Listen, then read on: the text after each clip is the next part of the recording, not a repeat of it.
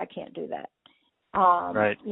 So once we show it to them, I have a great preference for pens. Some insurances don't want to cover pens, so I still sometimes have to show the vial and syringe, but I really think a pen is just so much easier for the patient. And it's not too difficult. I'm not saying that we're perfect, that there couldn't be a better basal. I mean, I think the Gludic is a marked improvement over Lantus. But showing patients and getting them started on basals, not too difficult. I think that, and I saw this in clinic yesterday. It's pretty amazing to me that still we're seeing a lot of unrecognized overnight hypoglycemia.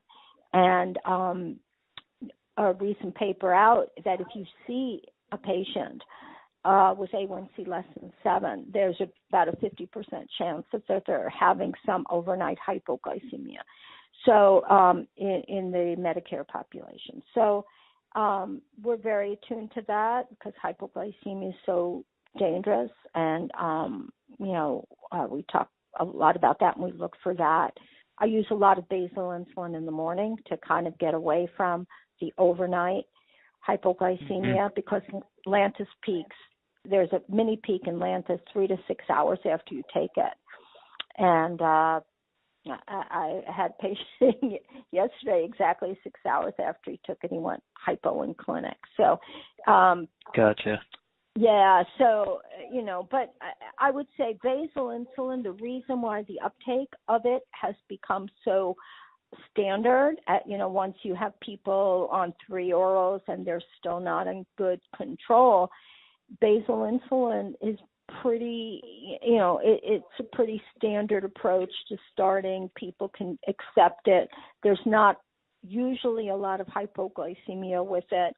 And it's accepted pretty well. The real thing is that over time, basal is usually not enough, even in your type 2. Once you're out 15 to 20 years, most patients will also need prandial. So, and then we're back with the same problems.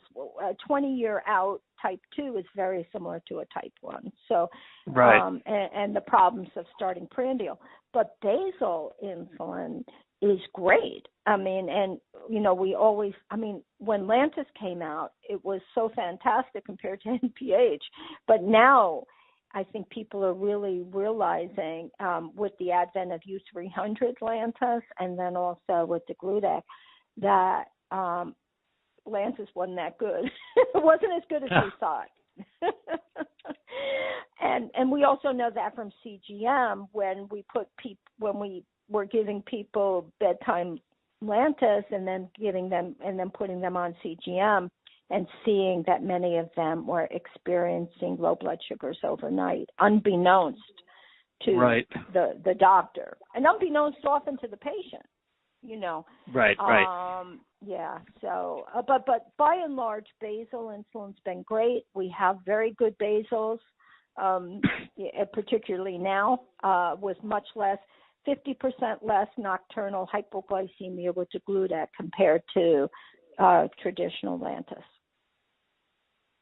So, gotcha. And you mentioned that really getting patients onto basal type 2s, to start taking basal insulin isn't all that difficult once you get them past that perhaps initial fear of injection. Yeah. I mean, are there any patient populations or specific patient types where it is more of a challenge? And if you wouldn't mind spending a little bit of time talking about what those challenges are in those patients and how you address them. Who's your most resistant patient, if you will? Yeah, well, I would say definitely the older patient. And in the old days, I would even have nurses, you're putting this 80-year-old patient. I don't really see this that much nowadays, but even 10, 15 years ago, Mr. So-and-so's, 85, why are you putting him on insulin? because he needs it, it would be my Right. response. But, particularly the older patient has been a challenge because